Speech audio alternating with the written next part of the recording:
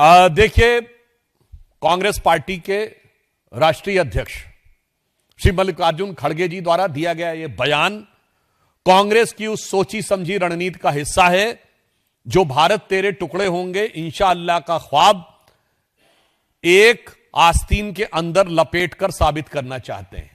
यह पहली बार दिया गया बयान नहीं है। चिदंबरम साहब ने कहा था कि अगर नॉर्थ नहीं होता तो साउथ बहुत आगे होता। यह वही कांग्रेस पार्टी है जो खड़गे जी के प्रदेश के फाइनेंस मिनिस्टर ने कहा था कि साउथ टैक्स ज्यादा देता है इसलिए नॉर्थ से अलग हो जाना चाहिए। जब पत्रकार ने उनसे पूछा कि अलग होना चाहिए, हां वो भी कर सकते हैं। ये वही है जिनके की चीफ मिनिस्टर, तेलंगाना के चीफ मिनिस्टर ने बिहार के लोगों के डीएनए को लेकर नाम लेकर यह बात कही थी। मैं माननीय खड़गे जी से पूछना चाहता हूं, ये आप तो पुरानी कांग्रेस के हिस्से थे, नरसिम्हा राव जी की कांग्रेस। उस जमाने की कांग्रेस तो ऐसी नहीं थी। तो मैं पूछना चाहता हूं, ये खरबूजे को देखकर खरबूजा रंग बदलता है तो समझ में आता है, मगर चेले को देखकर गुरु रंग बदलता है, यह मेरी समझ से बाहर है। राहुल गांधी जी जो आपके चेले के समकक्ष हैं, पर मैं यह भी कहना चाहता हूं, जी बिल्कुल सही बात है, केरल के लोग बहुत प्रबुद्ध हैं और अब वो अपनी प्रबुद्धता का परिचय भी दे रहे हैं। इसीलिए तिरुवनंतपुरम में 45 साल के लेफ्ट के शासन के बाद भारतीय जनता पार्टी ने अपना नगर निगम का चुनाव जीता है। केरल के लोग बहुत पढ़े लिखे हैं, इसीलिए लव जिहाद सबसे पहले केरल में पहचाना गया और केरल के कम्युनिस्ट पार्टी के मुख्यमंत्री वीएस अच्युतानंदन ने लव जिहाद शब्द का प्रयोग किया। फिर ओमन चांडी जो कांग्रेस के मुख्यमंत्री थे, उन्होंने इस विषय के ऊपर केरल विधानसभा में चर्चा की। 9 दिसंबर 2009 को Shahjahan versus state of Kerala case में केरल हाई कोर्ट ने इस विषय को माना कि elements like Romeo jihad and love jihad which is been said been seems correct, और केरल एसटीएफ ने इस पर रिपोर्ट की। केरल के लोग जितने प्रबुद्ध हैं उनके साथ कांग्रेस ने कभी न्याय नहीं किया। मैं खड़गे जी से पूछना चाहता हूं, जब देश की आजादी मिली तो सबसे ज्यादा रेट ऑफ लिटरेसी कहां थी? स्टेट ऑफ ट्रावनकोर में 47%, जब पूरे देश में 10% थी।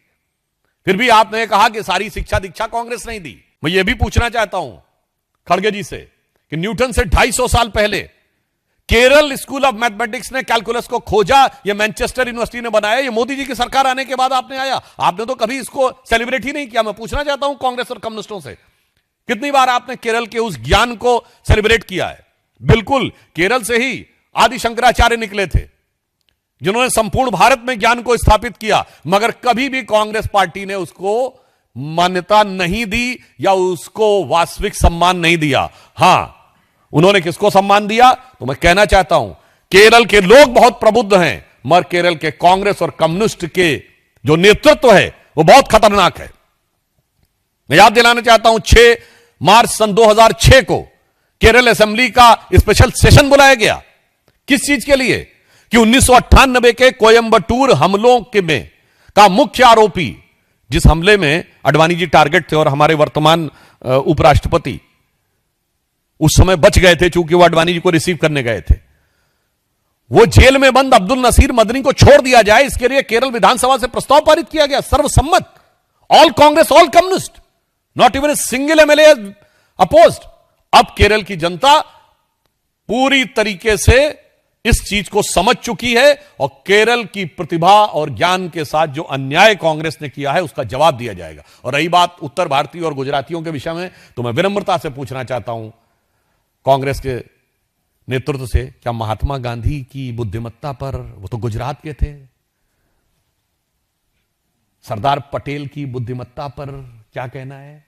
पंडित जवाहरलाल नेहरू तो धुर उत्तर भारतीय थे, कश्मीर से थे, उनकी बुद्धिमत्ता पे क्या कहना है? और इंदिरा जी, राजीव जी, मैं कांग्रेस से पूछना चाहता हूं वो क्या थे? राहुल गांधी जी के बारे में नहीं पूछना चाहूंगा क्योंकि वो क्या हैं ये पूरे देश को पता है, मगर उनकी बुद्धिमत्ता भी बहुत उल्लेखनीय और सराहनीय है। क्योंकि 2019 के चुनाव में उन्होंने भाप लिया कि मैं हारने वाला हूं, तो उन्होंने अमेठी से इतना दूर उन्होंने कहा कि सीधे वायनाड पहुंच जाओ, उसके दूर वो जा ही नहीं सकते, फिर समुद्र आ जाता। तो इसलिए मुझे लगता उनकी भी बुद्धिमत्ता प्रशंसनीय है। तो मैं कांग्रेस पार्टी से पूछना चाहता हूं, आपने केरल की बुद्धिमत्ता के साथ आज तक इतना अन्याय क्यों किया? तो महात्मा गांधी, सरदार पटेल, जवाहरलाल नेहरू, इंदिरा गांधी और उत्तर भारत में जितने भी आपके मुख्यमंत्री रहे और बड़े बड़े नेता रहे, उनके बारे में अपना आशय स्पष्ट कीजिए। इसका अर्थ सिर्फ यह है कि देश के अंदर किसी भी मुद्दे के ऊपर विभाजन कराना, विभेद पैदा करना, यह कांग्रेस की एक दुर्भाग्यपूर्ण दुर्नीति का प्रमाण है और इसका मुंह तोड़ उत्तर पूरे देश की जनता देगी और इन चुनावों में केरल की जनता देगी।